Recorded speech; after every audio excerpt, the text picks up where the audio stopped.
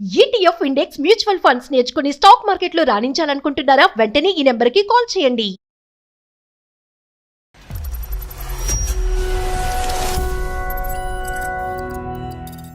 చిన్న అపార్థాల వల్ల గొడవల వల్ల దూరం పెరిగింది. యాక్చువల్ గా డివోర్స్ అడుగుతున్నారు.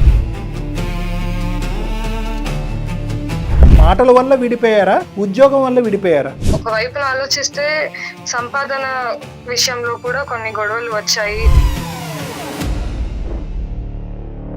గవర్నమెంట్ జాబ్స్ అయితే కనుక భార్య ఎక్కడ భర్త అక్కడ ఉంటాం అనేటువంటి సందర్భాలు జరుగుతూ ఉంటాయి. వాళ్ళందరూ ఇలాగ మీ భర్తలాగా వేరే ఒక అమ్మాయిని తీసుకొచ్చి ఆమెని ఇంట్లో పెట్టుకోవటం అన్నది జరగలేదు. మీ దానికంటే నేను ఎక్కువగా చూసుకుంటున్నాను కదా అని మీరు సూటుపోటు మాట్లాడి చెప్పి అతని మనసు గాయపరిచారేమో అని అనిపిస్తుంది నాకు. వాళ్ళిద్దరూ పెళ్లి చేసుకోవాలనుకుని మాకు మ్యూచువల్ గా డివోర్స్ ఇవ్వడానికి కూడా ఆయన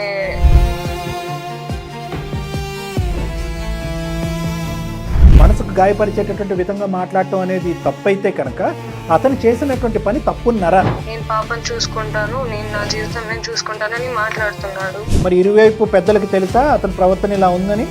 వాళ్ళ కొడుకు సంతోషం కంటే ఎక్కువ ఇది లేదు. ఆ అమ్మాయి ఎవరు, ఆ లింక్ ఏంటి, ఆ అమ్మాయి వెనక్కి తగ్గుతుందా లేదా, ఇతను వెనక్కి తగ్గుతాడా, తగ్గిన తర్వాత ఇద్దరు బ్రతకగలరా?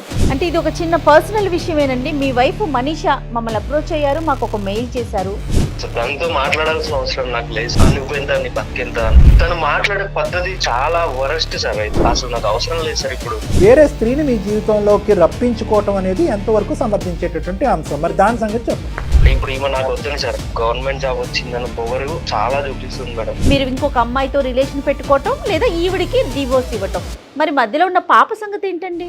సార్ పాపని నేను చూసుకుంటాను సార్, దానికి ప్రాబ్లం లేదు. పాప పాప పాప పాప ప్రాణం ఉన్న పాప ఏం బొమ్మేం కాదు, బ్యాటరీలు పెట్టి ఒక చాటు నుంచి ఇంకో చాటు పట్టుకెళ్ళిపోవటానికి. పాప తరపున కూడా డెసిషన్ తీసేసుకుని ఈవిడ అమ్మ కాదు ఆవిడే అమ్మ అని చెప్పి ఇంట్రడ్యూస్ చేస్తారా మీరు?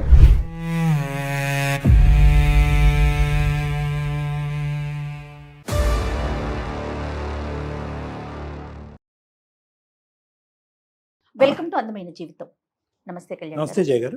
కళ్యాణ్ గారు, మనకి మనీషా అనే ఒక ఆవిడ మెయిల్ చేశారండి. మనీషా వైఫ్ అండ్ హస్బెండ్ ఇష్యూనేనండి యాజ్ యూజువల్. కానీ అది ఎలా అంటే, ఇది నిజంగా నేను ఎప్పుడు చెప్తూ ఉంటాను, నాకు అట్లా అనిపిస్తుందేమో, మీ దాకా తీసుకొస్తే మీకు కూడా అట్లా అనిపిస్తుందేమో. చిన్న చిన్న విషయాలకి ఎక్కడికో వెళ్ళిపోతున్నారు, ఏదో ఆలోచించుకుంటున్నారు, ఇండివిజువాలిటీ ఎక్కువైపోవటం, ఈగోలకి పోవటం, కాస్తైనా కాంప్రమైజ్ లేకపోవటం, హక్కుల గురించి మాట్లాడటం, బాధ్యతలు మర్చిపోవటం, జీవితాల్లో కండిషన్స్ పెట్టడం. అవును మేడం. దాంతో రిలేషన్ ని బ్రేక్ చేసుకోవటానికి కూడా ఏం వెనకాడట్లేదండి. అయ్యో కూర్చుందామా, మాట్లాడుకుందామా, సటౌట్ చేసుకుందామా, లేదా అమ్మ వాళ్ళకి పెద్దవాళ్ళకి చెప్పుకుందామా, ఉండట్లా ఓన్ డెసిషన్స్ తీసేసుకుంటున్నారు. మెయిల్ చేసింది ఆవిడ, నాకు అదొకటి హ్యాపీగా అనిపించింది. సో ఒకసారి మనీషాతో మీతో మాట్లాడిపిస్తానండి. కాల్ చేసేయమంటారా? చేయండి మేడం.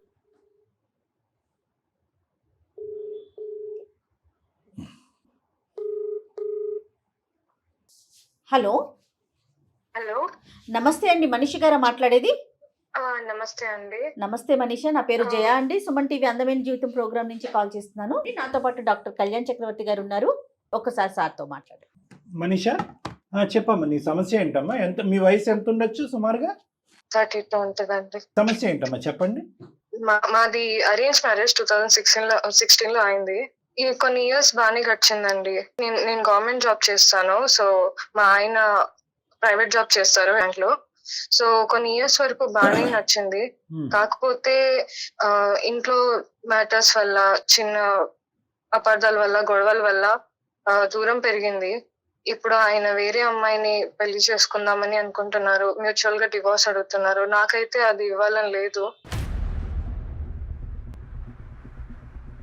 అంటే కనుక ఆల్మోస్ట్ 8 years 9 years అయింది. మరి అవునండి. పిల్లలమ్మా? ఒక పాప అండి, 4 years ఉంటది పాపకి. అమ్మ వాళ్ళతోనే ఉంటది పాప. తన బ్యాంక్ ఎక్కడ? ఆయన ఉప్పల్లో చేస్తారండి. ఉప్పల్లో. ఓ, మరి ఎలాగమ్మా, ఎక్కడ ఉంటున్నారు మరి? మీరిద్దరు కలిసి ఉంటారా? లేదండి, ఆయన వర్క్ అక్కడే కాబట్టి ఆయన అక్కడే ఉంటారు ఉప్పల్లో. కాకపోతే నాకు రావడం పోవడం ఇబ్బంది అని చెప్పేసి నేను ఇక్కడ చేస్తున్నాను. పాప మా అమ్మ వాళ్ళతో ఉంటది. సో ముగ్గురు 3 చోట్ల ఉన్నారు. అవునండి. సరే, కాదండి, వీకెండ్స్ కలవటం కానీ అట్లీస్ట్ ఇప్పుడు, ఎందుకంటే సిటీనే కదా, అవును మేడం. అట్లా ఏమైనా ప్లాన్ చేసుకున్నారా మరి ఇప్పటి వరకు ఎప్పుడైనా? లేదండి. ఒకప్పుడు బానే ఉండేది. కాకపోతే కొంచెం వర్క్ వల్ల లైక్ టైం కుదిరి రాలేదు మాకు. సో, ఇప్పుడైతే చాలా తక్కువ అండి మాట్లాడుకోవడమైనా, ఒకప్పుడు అంటే ఎన్ని కలవడమైనా. సంవత్సరాల క్రితం అండి? మీకు సమస్యలు ఎప్పటి నుంచి మొదలైనాయి? పాప పుట్టిన తర్వాత అంతవరకు కూడా బానే ఉండే. కాకపోతే నేను టైం ఇవ్వకపోవడం వల్ల ఒక ఒక ఓహ్! ఒక వైపున ఆలోచిస్తే నాది కూడా తక్కువ అనే చెప్పాలి. ఎందుకంటే నేను టైం ఇవ్వలేకపోవడం వల్ల, వర్క్ స్ట్రెస్ వల్ల అండ్ కొంచెం ఆయన ప్రైవేట్ జాబ్, నాది గవర్నమెంట్ జాబ్. ఈ జాబ్ అనేది మీకు పెళ్లి తర్వాత వచ్చిందమ్మా, పెళ్లికి ముందే వచ్చిందా? మ్యారేజ్ కి ముందు నుంచే నేను కాంపిటేటివ్ ఎగ్జామ్స్ కి ప్రిపేర్ అవుతుంది. సో ఈయన మ్యారేజ్ అయిన తర్వాత ఈయన హెల్ప్ తోని నేను ఇంకా ఎగ్జామ్స్ కి ప్రొసీడ్ అవ్వడం కూడా, ఓహ్! చదువుకోవడం ఫర్దర్ గా అండ్ జాబ్ రావడం కూడా జరిగింది. అంటే అతను సో అంటే ఎంకరేజ్మెంట్ అంటే అతని ప్రోత్సాహం అమ్మా? అంటే అవునండి. అంటే ఫైనాన్షియల్ ప్రోత్సాహం లేదంటే పాప పుట్టిన తర్వాత కూడా పాపను చూసుకోవటం, ఎత్తుకోవటం, తినిపించడం ఇవన్నీ జరిగినాయా ఆ విధంగా కూడా? లేదు అండి. యాక్చువల్ గా అయితే మ్యారేజ్ అయిన తర్వాత చాలా బాగానే చూసుకున్నారు. ఆయన సంపాదన మీదే అంతా నడిచేది. నాకు జాబ్ వచ్చేంత వరకు కూడా ఇంట్లో అన్నిటికీ ఆయనే చూసుకున్నారు. అంతా బాగానే నడిచింది. నాకు జాబ్ వచ్చిన తర్వాతే కొంచెం టైం తర్వాతే ఈ గొడవలన్నీ కూడా మొదలయ్యాయి. అదే జాబ్ వచ్చాకే గొడవలు మొదలైనమ్మా, కానీ అవునండి. గొడవలకు కారణం ఏంటమ్మా? ఒకప్పుడు ఏమంటారు టైం ఇవ్వగలిగేదాన్ని, మాట్లాడగలిగేదాన్ని అండ్ జాబ్ రావడం వల్ల ఫ్యామిలీ ప్రెషర్ అండ్ చుట్టాలలో కూడా కొంచెం తక్కువ చేసి మాట్లాడడం వల్ల నేను కొన్ని మాటలు అనడం జరిగింది. దానివల్ల అన్నీ చెప్తున్నారు. ఉమ్. టైం ఇవ్వకపోవడము, మాటలు తక్కువైపోవడము, పైగాను ఈ సంపాదన విషయంలో కూడా కొన్ని గొడవలు వచ్చాయి. ఎందుకంటే నాది కంపేర్ టు ఆయన దానికి కొంచెం ఎక్కువ. సో మా ఇంట్లో వాళ్ళ మాటలు విని, చుట్టాల వాళ్ళ మాటలు వినడం వల్ల నేను కొన్ని మాటలు నోట్ చేయడం వల్ల ఇక్కడ వరకు వచ్చింది. ఒక కారణం మా అమ్మ వాళ్ళ దగ్గర ఉంచడం కారణం కూడా ఉంది. ఎందుకు అంటే వాళ్ళ అమ్మ వాళ్ళు అంతగా చూసుకోలేరు అండ్ పాప ఒక్కటి అక్కడ ఎలా ఉంటుందో అని చెప్పేసి నేను మా అమ్మ వాళ్ళ దగ్గర ఉంచాను. ఎందుకంటే ఆయన కూడా ఇంట్లో ఉండరు, వర్క్ వెళ్ళిపోతారు. నేను ఇక్కడ దూరం వచ్చి ఉంటున్నాను కదా, వాళ్ళు ప్రాక్టికల్ చూసుకోలేరు అని పాసిబుల్ చెప్పి. కానీ ఒకటమ్మా, నేను అనేది ఏంటంటే ఒకప్పుడు మీరు వికారాబాద్లో ఉంటూ మీరు వీకెండ్స్లో కానీ ఇంకో టైంలో కానీ అవకాశం ఉన్నప్పుడల్లా వస్తూ మీరు ఈ మాటలు ఏవైతే కనుక ఆ నలుగురు ఎదుర్కొంటా అన్నటువంటి మాటలు అనకుండా ఉండుంటే కనుక ఈరోజు మీ పరిస్థితి ఇలా ఉండేది కాదా అని నేను అనేది ఏంటంటే మాటల వల్ల విడిపోయారా, ఉద్యోగం వల్ల విడిపోయారా?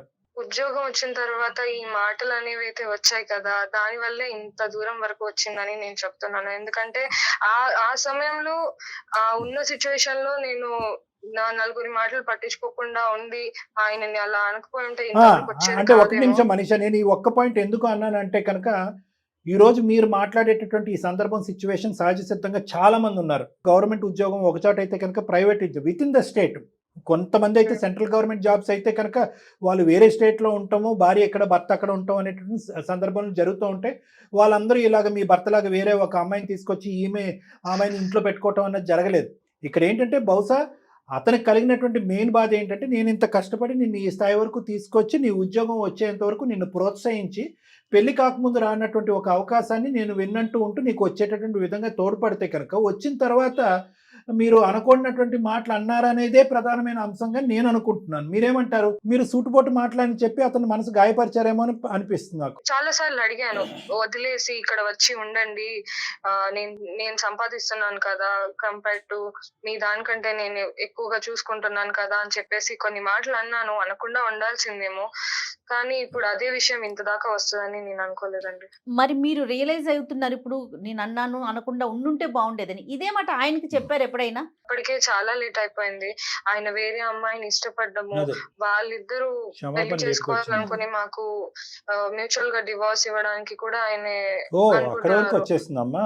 ఓకే. సో కానీ నాకేంటంటే నేను రియలైజ్ అయ్యాను ఆ టైంలో అలా మాట్లాడున్నాను, కానీ ఆ ఒక విషయము ఆయన్ని దూరం చేసుకునేదాకా వస్తది అంటే నేను తీసుకోలేనండి. అమ్మ ఒకటి ఇక్కడ మీరు మాట్లాడటం అంటే మనసుకు గాయపరిచేటటువంటి విధంగా మాట్లాడటం అనేది తప్పైతే కనుక అతను చేసినటువంటి పని తప్పున్నరా? ఒక భార్య కొన్ని మాట్లాంటది, ఒక భర్త కొన్ని మాట్లాంటాడు. అంత అన్నంత మాత్రాన ఒక పెళ్లికి భార్యాభర్తలుగా దూరం అయిపోయి ఎవరి దారి వాళ్ళు మీ చూసుకోకూడదు స్థానంలో కదా. వేరే వాళ్ళని కూర్చోబెడతాను ఆవిడ భార్య అంటే కనుక అది తప్పు. అందుగురించి నేను ఏమన్నాను, మీ తప్పు అయితే కనుక అతను చేసింది తప్పున్నారు. మీది రివర్సిబుల్. ఒక క్షమాపణ చెప్పి వెనక్కి తగ్గచ్చు. అతనిది ఆ అమ్మాయి ఎవరు, ఆ లింక్ ఏంటి, ఆ అమ్మాయి వెనక్కి తగ్గుతుందా లేదా, ఇతను వెనక్కి తగ్గుతాడా, తగ్గిన తర్వాత ఇద్దరు బ్రతకగలరా, మీ ఇద్దరి యొక్క జీవితం అనేటటువంటిది ఒక నమ్మకమైనటువంటి ప్రయాణంగా ముందు కొనసాగగలదా? ఇన్ని సమస్యలు ఉన్నాయి. మరి పాప సంగతి ఏంటి? పాప గురించి అతనేమంటాడు? ఒకటే మాట అంటున్నాడు, పాపని నేను చూసుకుంటాను, ఓహో. నువ్వు నీకు దగ్గర అబ్బాయిని చూసుకొని వెళ్ళి పెళ్లి చేసుకో, నేను పాపని చూసుకుంటాను, నేను నా జీవితం నేను చూసుకుంటానని మాట్లాడుతున్నాడు. సో నేను పాపను అతను కోపంలో అన్న చూసుకుంటాడు, మాటలు వేరే అమ్మాయితో ఉంటాడు.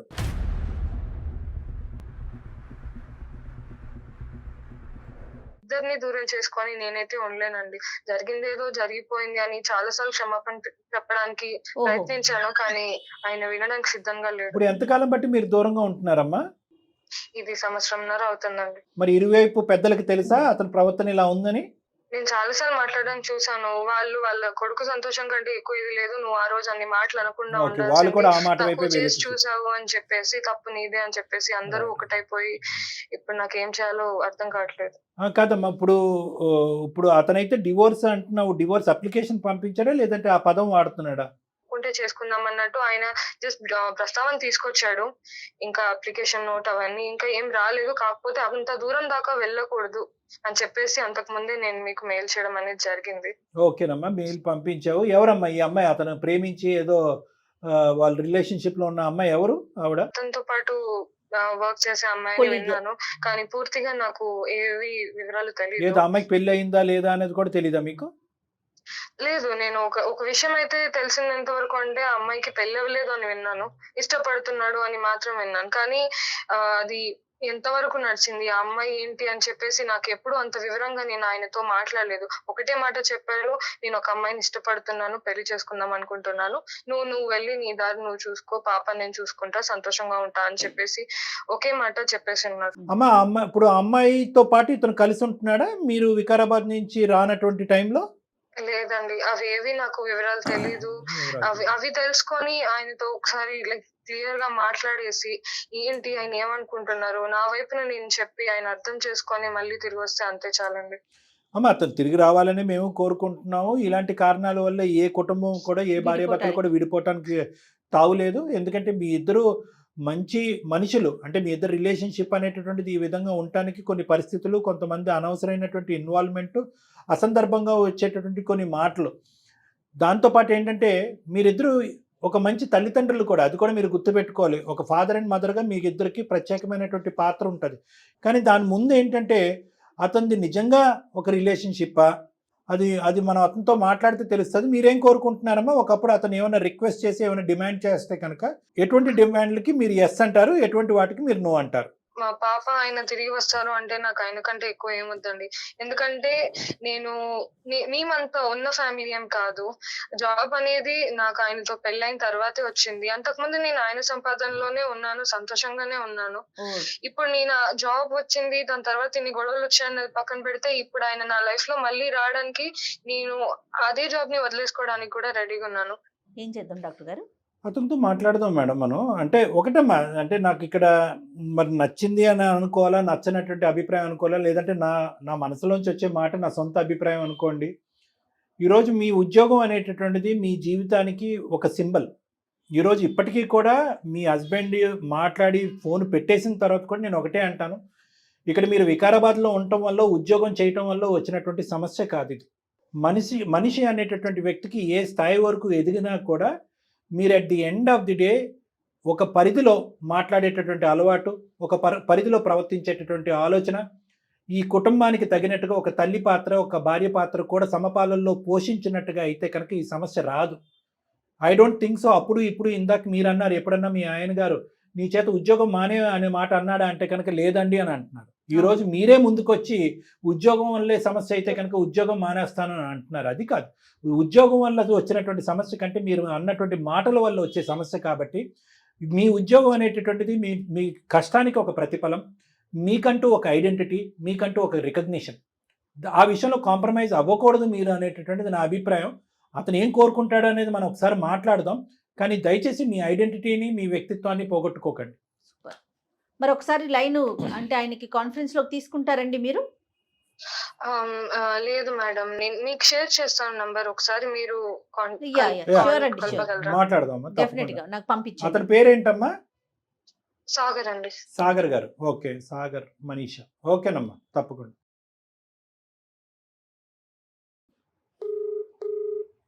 హలో, నమస్తే అండి సాగర్ గారు. ఎవరండి?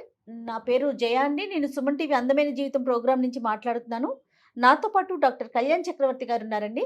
మీతో ఒక 2 నిమిషాలు మాట్లాడొచ్చా? మేడం నేను ఇప్పుడు ఆఫీస్ లో ఉన్నాను. ఓకే. దేనికోసం మేడం? అంటే ఇది ఒక చిన్న పర్సనల్ విషయమేనండి. మీ వైఫ్ మనీషా మమ్మల్ని అప్రోచ్ అయ్యారు, మాకు ఒక మెయిల్ చేశారు. ఆ విషయమై మీతో మాట్లాడదాము అనే ఒక ఉద్దేశంతో మీకు కాల్ చేశానండి. ఒకసారి మీరు మాట్లాడితే చిన్న క్లారిటీ వస్తుంది. ఏమాత్రం అవకాశం ఉన్నా ఒక 5 మినిట్స్ టైం ఇవ్వండి.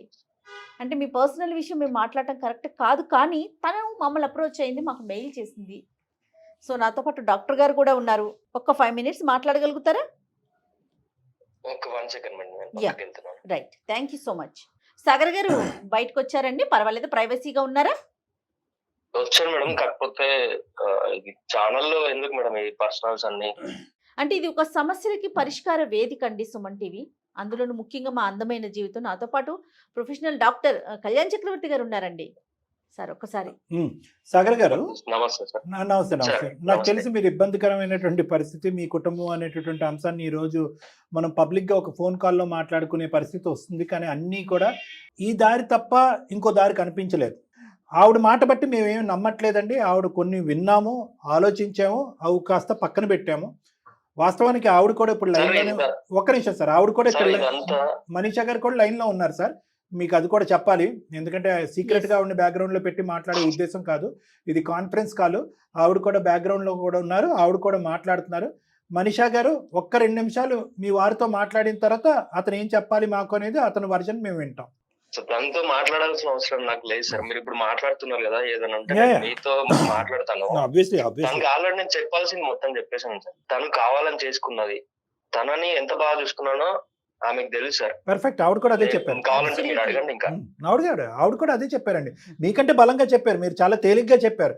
నన్ను ప్రోత్సహించింది, నన్ను ముందుకు పంపించింది, నా కాళ్ళ మీద నన్ను నిలబెట్టి నాకంటూ ఒక ఐడెంటిటీ ఇచ్చాడు మా భర్త. ఎక్కడ కూడా నా భార్య ముందుకు వెళ్ళిపోతుంది, నా భార్య చదివేసుకుంటుంది అనేటటువంటి ఈర్ష్యాభావం. కానీ ఇప్పుడు మా ఇద్దరి మధ్యన ఇంత డిఫరెన్సెస్ ఆఫ్ ఒపీనియన్ వచ్చినా కూడా నీ ఉద్యోగం వల్లే నీకు డిఫరెన్స్ ఆఫ్ ఒపీనియన్ వచ్చింది కాబట్టి నువ్వు ఉద్యోగం మానేసి ఇంట్లో కూర్చొనే మాట కూడా అతను నోటి వెంట రాలేదని చెప్పి మీ గురించి చాలా గొప్పగా అద్భుతంగా డిస్క్రైబ్ చేశారండి. పర్సనల్ గా తను మీకు ఏం చెప్పిందో నాకు తెలియదు. కాకపోతే మీరు ఏంటంటే చెప్పండి. నేను తనని ఎంత బాగా చూసుకున్నా అంటే జస్ట్ మా మ్యారేజ్ వల్ల ఆమె ప్రిపరేషన్ అట్లా ఆగిపోయిందని అంటే సరే, మళ్ళీ తనకు ఒక గోల్ ఉంది, గవర్నమెంట్ జాబ్ అంటే ఇప్పుడున్న Nice, పరిస్థితుల్లో బతకడానికి ఎక్సలెంట్ అండి. ఒకరు Very చేస్తే nice. సరిపోవట్లేదు. సో సపోర్ట్ చేద్దామని చెప్పేసి నేను తనని ఇన్స్టిట్యూట్ లో జాయిన్ చేశాను, ఆర్టిస్ట్ క్లాసులలో. ఆ జాబ్ కి సంబంధించి మెటీరియల్ కానీ అంతా ఏదైనా కూడా ఇప్పుడు నాకు వచ్చే శాలరీలోనే తనను, ఆమెకు అవసరమైన ప్రిపరేషన్, ఫ్యామిలీ అంతా మెయింటైన్ చేసుకోవడానికి నేను చేసుకొని వండర్ఫుల్. తీరా తన జాబ్ వచ్చిన తర్వాత వాళ్ళ ఫ్రెండ్స్ ముందు, మా రిలేటివ్స్ ముందు చాలా చిన్న చూపు, నువ్వెంత, నీ బతికెంత అన్నట్టు అట్లా మాట్లాడేసరికి నాకు ఎంత ఇరిటేషన్ వస్తుంది సార్, ఎంత బాధ చాలా అనిపిస్తుంది అంటే. జాగ్రత్తగా ఉండాలి. చాలా. అంటే ఇప్పుడు అదొకటే కాదు సార్, ఇప్పుడు తను ఏంటంటే తను ఉన్న ప్లేస్ కి నేను వెళ్ళాలంట. ఇప్పుడు సరే అట్లా అని చెప్పి నేను కాంప్రమైజ్ అయినా కూడా పాప ఉంది, పాపను వాళ్ళ అమ్మ దగ్గర వదిలేయడము. తను సక్సెస్ఫుల్ అవ్వాలి అనే కోరికతోనే మీరు చేశారు. కానీ ఆ పోస్టింగ్ అనేటటువంటి మన చేతిలో ఉండదు కదా, అది ఎక్కడన్నా ఉండొచ్చు కదా. మీరు ఉండేటటువంటి ఉద్యోగం మారటం అనేది మీకు అవకాశం లేదు. ఆవిడ గవర్నమెంట్ ఉద్యోగం కాబట్టి పోస్టింగ్ ఎక్కడ పడితే అక్కడ ఉండటం తప్ప ఇంకో దారి లేదు. ఇది ముందస్తునే మీకు తెలుసు కదా. ఓకే, ఆవిడ తర్వాత అన్న మాటలు చాలా తప్పు మాటలు, నువ్వెంత, నీ జీవితం ఎంత అనే మాటలు చాలా తప్పు మాటలు. కానీ ఈ ఉద్యోగరీత్యా ఏర్పడినటువంటి దూరం ఏదైతే మీ ఇద్దరి మధ్యన ఉందో ఆవిడ కూడా అది కోరుకోలేదు, అలా ఉండాలనేటటువంటిది ఆవిడ కూడా లేదు. కానీ తప్పనటువంటి పరిస్థితిలో సంపాదన, ఉద్యోగం, పరువు, ప్రతిష్ట ఇలాంటివన్నీ ఉన్నప్పుడు తప్పక చేసేటటువంటివి కదండి మనందరం. తను మాట్లాడే పద్ధతి చాలా వరస్ట్ సార్. ఎట్లా అంటే అది నేను ఎక్స్ప్లెయిన్ చేయలేకపోతున్నాను. నా ఒక్కడి ముందు ఇప్పుడు సరే ఇప్పుడు మేమిద్దరం ఉన్నాము ఇంట్లో, ఫ్యామిలీ అంటే నేను తనని కలవడానికి వీకెండ్స్ లో వెళ్ళాల్సి వస్తుంది ఏదో ఫ్రెండ్ లాగా. తన బిహేవియర్ టోటల్ గా మారిపోయింది. అంత ముందు ఉన్న ప్రేమ అదంతా ఏం అసలు నాకు అవసరం లేదు సార్. ఇప్పుడు చాలా అంటే వరస్ట్ గా చూస్తుంది. ఆవిడ మాట తప్పు, ఆవిడ వ్యవహరించినటువంటి శైలి తప్పు, నలుగురు మధ్యన పంచాయతీ పెట్టి మీ పరువు తీయటం అనేటటువంటిది తప్పు మీద తప్పు. ఇక్కడ ఏంటంటే అతి పెద్ద గొడవ ఏదన్నా ఉంది అంటే కనుక ఒక ఈగోని డ్యామేజ్ చేయటం, ఒక పరువు తీసేటటువంటి పరిస్థితి వస్తాం. నువ్వు కావాలంటే నీ బ్రతుకు నువ్వు బ్రతుకు, నా సంపాదన ఎంత నీ సంపాదన అనేటటువంటి విధంగా చిన్న చూపు చూడటం అనేటటువంటిది పెద్ద సమస్య. అవును. వేరే స్త్రీని మీ జీవితంలోకి రప్పించుకోవటం అనేది ఎంతవరకు సమర్థించేటటువంటి అంశం, మరి దాని సంగతి చెప్పండి. నేను ఉండాల్సిన లైఫ్ ఈమెతో ఎట్లా అనుకున్నానో అదంతా కొలాప్స్ అయిపోయింది సార్. ఈమె నా లైఫ్ లోకి వచ్చినా కూడా నేను అంత హ్యాపీగా ఉండలేకపోతానేమో నాకు తెలిసి. నేను ఏమన్నా రిక్వెస్టింగ్ గా సార్, మ్యూచువల్ గా నేను డైవర్స్ ప్లాన్ చేసేదే, డైవర్స్ అడిగేదే సాగర్ గారు. ఇప్పుడు ఈమె నాకు వద్దని సార్, నేను ఇప్పుడు డైవర్స్ అడిగేది ఎందుకంటే మేడం చెప్పండి. సో ఈమె ఎట్లా అంటే బిఫోర్ జాబ్ ఎట్లుందో ఆఫ్టర్ జాబ్ గవర్నమెంట్ జాబ్ వచ్చిందని పొగరు చాలా చూపిస్తుంది మేడం. ఓకే. సో ఇప్పుడు నేను కాంప్రమైజ్ ఆమె దగ్గరికి వెళ్ళినా కూడా అది రిపీట్ అవ్వదని నాకు గ్యారంటీ లేదు. సో నేను ఇప్పటికీ దాదాపు 1.5 years నుంచి నేను ఇది అనుభవిస్తున్నా మేడం. తను నాకు వద్దు, లైఫ్ టైం వద్దు, నాకు ఇప్పుడు హ్యాపీగా ఉంది. సో నేను డైవర్స్ తీసుకుంటే హ్యాపీగా నేను ఇప్పుడు నాకు ఇంకొక అమ్మాయితో రిలేషన్షిప్ బాగుంది. కాదండి, తన యాటిట్యూడ్ కి అంటే బిఫోర్ మ్యారేజ్ ఆఫ్టర్ జాబ్ కి తన యాటిట్యూడ్ కి పరిష్కారం ఇది ఒకటేనా? మీరు ఇంకొక అమ్మాయితో రిలేషన్ పెట్టుకోవటం లేదా ఈవిడికి డివోర్స్ ఇవ్వటం, మరి మధ్యలో ఉన్న పాప సంగతి ఏంటండి? సార్ పాపని నేను చూసుకుంటాను సార్, దానికి ప్రాబ్లం లేదు. పాప ఇద్దరు కావాలండి, అమ్మ కావాలి నాన్న కావాలి. కాదు మేడం, పాప ప్రాణం ఉన్న పాప ఏం బొమ్మేం కాదు, బ్యాటరీలు పెట్టి ఒక చాటు నుంచి ఇంకో చాటు పట్టుకెళ్ళిపోవటానికి. ఆ పాపకి అమ్మ మీరు పాప తరపున కూడా డెసిషన్ తీసేసుకుని ఈవిడ అమ్మ కాదు ఆవిడే అమ్మ అని చెప్పి ఇంట్రడ్యూస్ చేస్తారా మీరు? దయచేసి అలాంటి పాపం పనులు చేయొద్దు. మీలో ఒక మంచి మనిషి, ఒక మంచి భర్త, ఒక మంచి తండ్రి ఉన్నాడు. మీరు వినండి సార్, ఇందాక మేము ఎంతో గొప్పగా ఫీల్ అయ్యాం.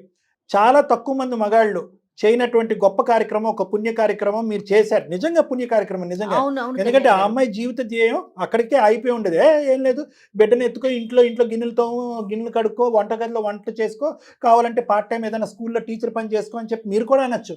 అలా కాకుండానే ఫీజులు కట్టారు, పుస్తకాలు కన్నారు, కోర్సులు జాయిన్ చేయించారు, ఎన్నో త్యాగాలు చేశారు. బిడ్డను మీరు ఎత్తుకుని తిరిగారు, ఆవిడని కాలేజీకి దింపారు. ఇన్ని త్యాగాలు చేసిన తర్వాత వచ్చేటటువంటి ఫలితం ఏదైతే ఈ రోజు ఉందో అది మీరిద్దరూ అనుభవించకుండా పోయిందండి.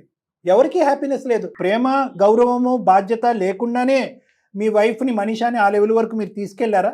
ఈరోజు నాకు తన ప్రేమ ఇవ్వలేదు, మీకు నేను ప్రేమ ఇవ్వలేదు అనే మాట మీరు అంటున్నారు. అది ఎంత వాస్తవం? అది సార్ మీరు అంటున్నారు కదా ఈ ప్రేమ ఆప్యాయత అని. ఇన్ని రోజులు అయితే నేను ఏది మిస్ అవుతున్నానో, ఈ లోన్లీనెస్ అంతా నాకు ఇప్పుడు ఈ అమ్మాయి, నేను పరిచయమైన అమ్మాయి అని చెప్పిన కదా, ఈమె దగ్గర నాకు దొరుకుతుంది సార్. ఇంకోటి ఏంటంటే మేమేదో బాగా చూసుకోలేదా సాగర్? నువ్వు మాట్లాడకు, నువ్వు మధ్యలో అసలు మాట్లాడకు. నేను సార్ అడిగారు, సార్ చెప్తున్నా. నేను ఇది ఈమెతోనే ఏదో ఇల్లీగల్ రిలేషన్షిప్ అట్లా మెయింటైన్ చేయట్లేదు. జస్ట్ మ్యూచువల్ గా మేము మాట్లాడుకున్నాం. అది కూడా నేను డైవర్స్ తీసుకున్న తర్వాతనే ఆమెను పెళ్లి చేసుకుంటా. పాప గురించి కూడా నువ్వు ఇబ్బంది పడకు, నీకని బాగా చూసుకుంటుందని నమ్మకం నాకు ఆమె పైన ఉంది. విషయం పాపది కాదు సాగర్, నేను నిన్ను ఎప్పుడు ప్రేమగా చూసుకోలేదా? నా దగ్గర దొరికిన ప్రేమ తన దగ్గర దొరికిందని చెప్తున్నావే. నీకు తెలుస్తుంది కదా, నువ్వు ఇన్ని రోజులు బిఫోర్ జాబ్ కి ఎట్లున్నావో ఆఫ్టర్ జాబ్ అనేది నీకు అర్థమవుతుందా డిఫరెన్స్? ఒప్పుకుంటున్నా నేను చేసిన తప్పే. అలా అని చెప్పేసి వేరే అమ్మాయిని జీవితంలో తెస్తానంటే నేను ఎలా ఒప్పుకునేది? ఇంత దాకా వస్తుందని ముందే తెలుసుంటే నేను ఎప్పుడు అన్ని వదిలేసుకొని వచ్చేసాను దాన్ని. నచ్చట్లేదు. సో మళ్ళీ ఒకసారి నేను సార్ వాళ్ళతో మాట్లాడతా, చెప్తాను. ఇప్పుడు తప్పు జరిగింది చెప్తున్నాను కదా. అలా కాదు, తను రిక్వెస్ట్ చేసే దాంట్లో కూడా ఒక వ్యాలిడిటీ ఉంది సాగర్. ప్లీజ్ మీరు దయచేసి అర్థం చేసుకోండి. కంప్లీట్గా మీరు చేసినటువంటి 8-9 సంవత్సరాల పాటు ప్రయాణం, మీ సాక్షిగా కన్నటువంటి ఒక బిడ్డకి మీరు ఇచ్చేటటువంటి మార్కులు 0, ఒక 0 మార్కులు ఇస్తారా? ఓకే, ఆవిడ పబ్లిక్గా ఎంబారెస్ చేసింది అనుకున్నటువంటి మాటలు అన్నది. ఆ ఒక్క పరిస్థితి, ఆ క్షణికావేశంలో ఉన్నటువంటి ఈగోతో అన్నటువంటి కొన్ని మాటలకి 100 సార్లు క్షమాపణ చెప్పడానికి ఆవిడకి రెడీగా ఉంది. తను ఇష్టపూర్వకంగా వెళ్ళి చేసేటటువంటి ఉద్యోగాన్ని కూడా వదిలేసి ముందుకు రావడానికి తను రెడీగా ఉంది. ఇదంతా తీసి పక్కన పెట్టేసి 99% ఆఫ్ ద టైం మీ ఇద్దరి మధ్యన 9 years పాటు జరిగినటువంటి కార్యక్రమం గురించి మీరు మాట్లాడరే?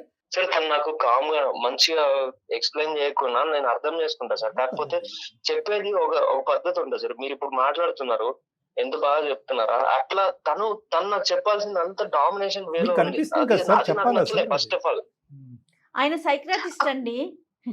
సాగర్ గారు ఎక్స్ట్రీమ్లీ సారీ నేను ఈ మాట అంటున్నందుకు. ఆయన డాక్టర్ అండి, ఆయన ఒక ప్రొఫెషనల్ డాక్టరు, ఆయన వృత్తే ఇది.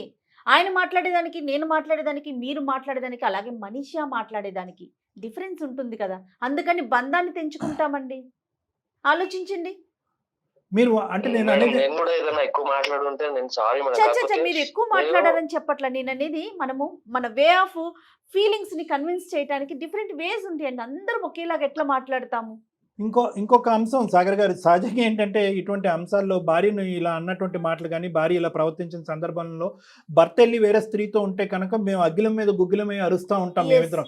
కానీ మీ ఇష్యూలో మాత్రం మేము అలా ఆ విధంగా మాట్లాడలేదు. ఏంటి సాగర్ మీరు అది తప్ప ఉప్ప, అదేంటి వేరే ఆడది మీ జీవితంలో ప్రవేశించి ఆ అమ్మాయికి భర్త లేడా, తండ్రి లేడా, అన్నయ్య లేడా అనే రకరకాల విధాలుగా మాట్లాడుతాం. అమ్మాయి మీ జీవితంలోకి రావడం అనేది చాలా మైక్రోస్కోపిక్ అయిపోయింది. ఎందుకు అంటే కనుక మీ ఇద్దరి మధ్యన ఆ బాండ్ అలాంటిది కాబట్టి. ఇప్పటికి కూడా ఆ అమ్మాయి వచ్చి మీ ఇద్దరి మధ్యన ఏదో చేస్తుందనే నమ్మకం నాకైతే లేదు. ఎందుకు మీ బాండ్ అలాంటిది. మీరు చేసినటువంటి సాక్రిఫైస్. ఇక్కడ ఒకే ఒక పాయింట్ ఏంటంటే కనుక మీరు యూనిలాటరల్గా ఆలోచిస్తున్నారు. ఏంటి యూనిలాటరల్గా ఆలోచిస్తున్నానంటే మనిషికి నేను ఎక్స్ చేశాను, వై చేశాను, జెడ్ చేశాను అని అనుకుంటున్నారు. నెంబర్ 1. నెంబర్ 2, నేను 9 years మీకు మనిషి అంటే చాలా ఇష్టం. ఇంకొక మాట కూడా నేను చెప్తాను. ఆ ఇష్టం అనేటటువంటిది మీ ఇష్టం, తనకి తన ఇష్టం మీకు కనిపించాలంటే కనుక సింపుల్ లాజికల్ పాయింట్, ఈ 100%లో 1% or 2% ఆఫ్ ద టైం లేదండి. మనిషి పుట్టెరుగు పెళ్లి చేసుకున్న కాడి నుంచి ఇప్పటి వరకు ఉద్యోగం రాకముందు కానీ ఉద్యోగం వచ్చిన తర్వాత ఎప్పుడు కూడా ఒక అహంకార స్వభావంతోనే నాతో మాట్లాడింది, చీపురు పొల్లాగా తీసి నన్ను పక్కన పెట్టింది అనేటటువంటి సందర్భం నేను చెప్పట్లేదు. మీరు మహా అయితే గట్టిగా మాట్లాడేటటువంటి సందర్భాలు 1, 2. మొత్తం మీరు చేసినటువంటి ప్రయాణంలో అది 2% కూడా లేదు. మిగతా 98%లో ఆ అమ్మాయి కూడా ఈ కుటుంబానికి, మా జీవితానికి, ఆ బిడ్డకి కూడా ఒక త్యాగం చేసింది. ఆ అమ్మాయి కూడా ఈరోజు ఒక శోభను అనిపించింది, ఒక శిక్షణ అనిపించింది అనేటటువంటి పాత్రలో కూడా తను చూస్తే కనుక ఈ 2% మీ బ్రెయిన్లో ఉండేటటువంటి ఆ పొల్యూషన్ అనేది క్లియర్ అయిపోతుంది. మీరిద్దరు మళ్ళీ కలిసిపోతారు. ఒక్కసారి ఆ యాంగిల్లో కూడా ఆలోచించండి అనేది నా అభిప్రాయం. 100% అండి. తను ఒక బిడ్డకి తల్లి కూడానండి, మీ భార్యతో పాటు. దయచేసి అది ఆలోచించండి సాగర్ గారు.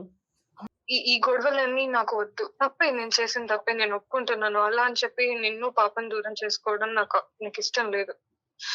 నువ్వు చెప్పు, ఉద్యోగం అంతా వదిలేసి నీ దగ్గరకు వచ్చేసి ముందు ఎలా ఉన్నామో అలానే ఉందామని చెప్పు. అన్ని వదిలేసుకొని వచ్చేస్తాను సాగర్. కాకపోతే ఇలా వేరే అమ్మాయి నా లైఫ్ లోకి తెచ్చి ఇలా చేయొద్దు సాగర్. నాకు నువ్వెంతో, పాప కూడా అంతే. ఇప్పటికే నేను పాపకు దూరంగా ఉంటూ, నీకు దూరంగా ఉంటూ, వర్క్ స్ట్రెస్ అని చెప్పేసి చేశాను. ఒకప్పుడు మాటలు అన్నాను. దాని తర్వాత రియలైజ్ అయ్యి చాలా గిల్ట్ తో ఉన్నాను నేను. ఇన్ని నెలలు నీతో దూరంగా, పాపకు దూరంగా, ఇవన్నీ తట్టుకొని చాలా చూసాను సాగర్. ఇప్పుడు నువ్వు మళ్ళీ ఇప్పుడు కొన్ని రోజులు మాట్లాడుకోలేదు అంటేనే నేను ఇంత నరకం చూస్తే, నువ్వు ఇంకా నా జీవితంలోనే ఉండవు అన్న విషయాన్ని నేను ఎప్పటికీ తీసుకోలేను. ఈ గొడవని ఇక్కడ నుంచే కంప్లీట్ చేసేసి కలిసి ఉండలేము. అంటే ఆవిడ చెప్పేది ఒక్క సింపుల్ నేను లాజిక్ చెప్తాను సాగర్, ఎక్కువ మాట్లాడు. ఒకే ఒక పాయింట్. 5-6 సంవత్సరాల పాటు, ఒక 8 అటెంప్ట్ల పాటు కష్టపడి వచ్చినటువంటి ప్రియతమైనటువంటి ఒక ఉద్యోగాన్ని ఈరోజు వదిలేసి కుటుంబం, కాపురం గురించి నేను ముందుకు వస్తాను, నాకు నీ ప్రేమ కావాలి, బిడ్డ కావాలి అనేటటువంటి ఆవేదన ఆవిడ చెప్పుకుంటుంది.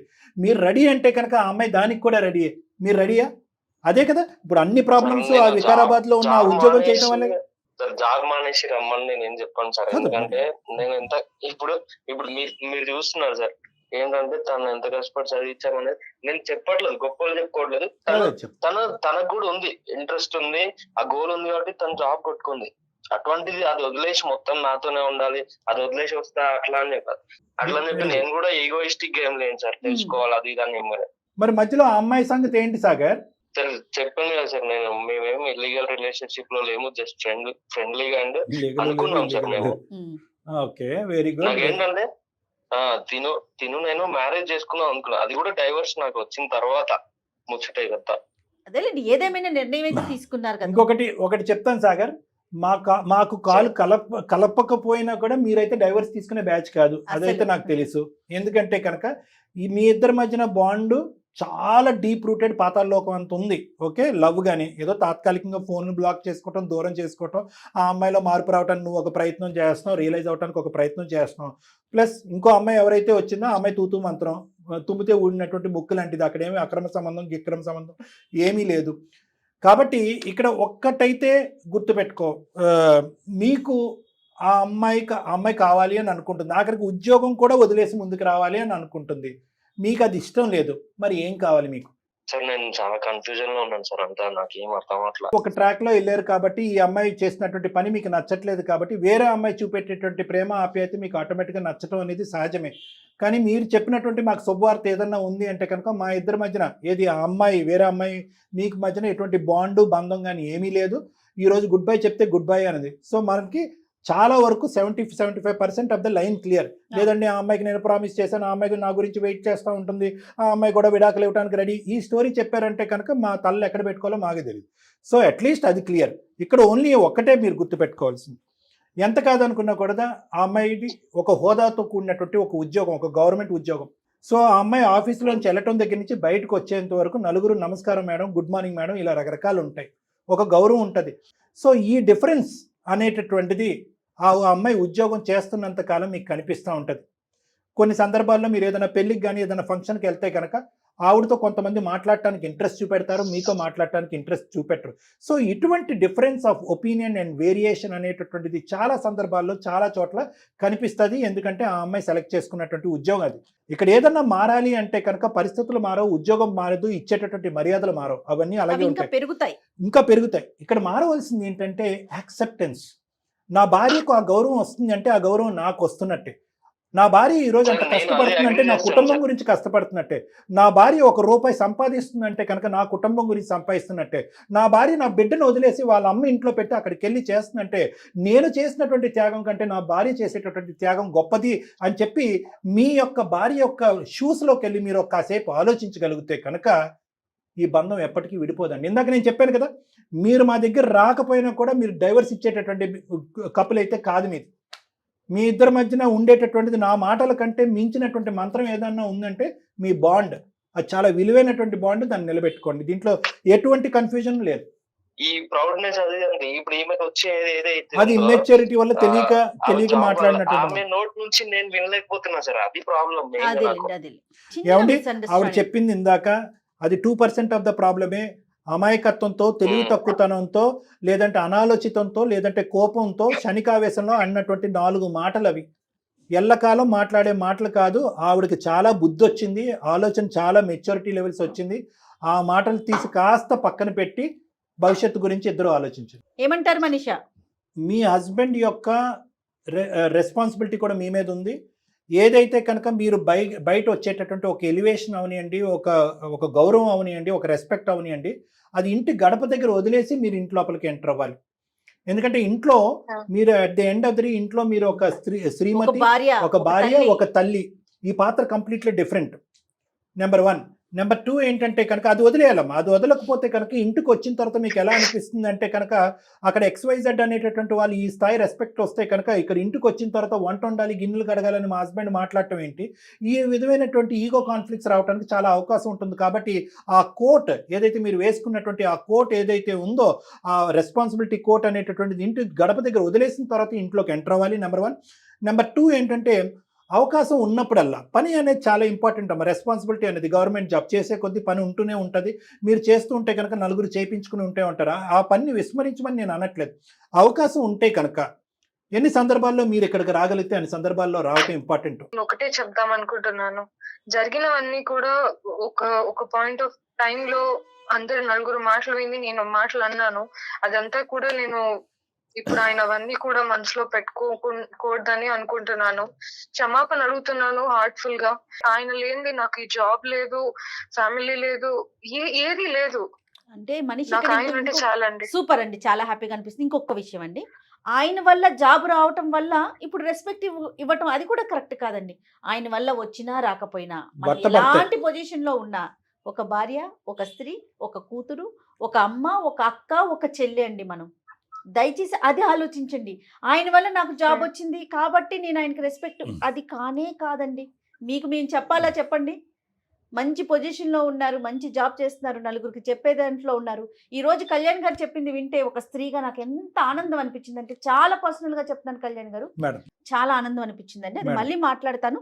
సాగర్ చెప్పండి. సాగర్ మేడం, ఇది మనీషతో మాట్లాడతాను. నాకు అంటే నీ మీద ఉన్న లవ్ ఎంతో నీకు తెలుసు. కాకపోతే నువ్వు ఇప్పుడు ఎట్లయితే రియలైజ్ అయినావో అది కంటిన్యూగా నీ బిహేవియర్ లో మళ్ళీ ఏం తేడా రావద్దు అంటే నాకు హ్యాపీ నీతో ఉండడం. So Good. ఏదైనా ఉంటే మళ్ళీ కలిసి మాట్లాడదాం. మనీష్ మనీషా ఇంకా ఏమైనా డిఫరెన్స్ ఆఫ్ ఒపీనియన్ ఉంటే కనుక ఒకసారి వచ్చి నాతో మాట్లాడండి అమ్మా. Thank you sir. Okay Sagar, you, sir. Manisha all the best అమ్మా. థ్యాంక్ యూ సో మచ్ కానీ మీరు మాట్లాడుకునేటప్పుడు Thank you so much అయిపోయిన అండి. నిన్నటి రోజు గురించి మాత్రం దయచేసి డిస్కస్ చేసుకోవద్దండి. No రేపటి కోసం మాత్రమే, ఫ్యూచర్ గురించి, మీ పాప గురించి చక్కగా మాట్లాడుకోండి, హ్యాపీగా ఉండండి. ఆల్ ది బెస్ట్ అమ్మా. Thank you so Thank much you, sir. God Right, bless both right. Of you. All the best. Thank you. Take thank you. తను కన్ఫ్యూజన్ అంటే ఎక్కడికో వెళ్ళిపోతుంది, ఈ బంధం అయిపోయింది అనుకుంది కదా. తను క్లోజ్ అయింది అనుకునేసరికి తను అంటే ఆ హ్యాపీనెస్ లో తనకి అర్థం కావట్లేదు యాక్చువల్ గా. కానీ చాలా మంచి విషయం చెప్పారండి. అవును. దీని ద్వారా ప్రేక్షకులందరూ కూడా తెలుసుకోవాల్సిన ఒక మంచి అద్భుతమైన విషయం. ఏ పొజిషన్ లోనో ఉండేవండి మీరు అన్నట్లుగా, ఒక పొజిషన్ లో ఉన్నప్పుడు ఆటోమేటిక్ గా క్లాపింగ్స్ ఎక్కువ అవుతాయి, ప్లీజింగ్స్ ఎక్కువ అవుతాయి, అవి అక్కడ వరకే ఆ ఎలివేషన్ వస్తుంది. ఎలివేషన్ వస్తుంది. నేను అందుకే అన్న నా కోట్ బయట వదిలేయాలి. వదిలేయాలి. ఆ పక్కనున్న వాళ్ళు కూడా యాక్సెప్ట్ చేయాలి. ఓకే, దీనికి తన పొజిషన్ కి తనకి ఇది వచ్చింది, అంతే. సూపర్, అది నాకు కూడా ఒక గౌరవం అని తీసుకోవాలి. వీళ్ళు కూడా దాన్ని తలకెక్కించుకోకుండా ఉంటే, తలకెక్కించుకోవటం కరెక్ట్ పాయింట్. ముందు ఒక భార్య, ఒక స్త్రీ, నేను ఇందాక తనకు కూడా అదే చెప్పానండి, ఇవన్నీ సేమ్ కదా, అవి ఎక్కడా మారవు కదా. అవునండి. చాలా థ్యాంక్స్, పర్మనెంట్ పోస్ట్. చాలా చాలా మంచి మాటలు చెప్పారు. Thank you, Jaya. Thank you so much అండి. నమస్తే. నమస్తే.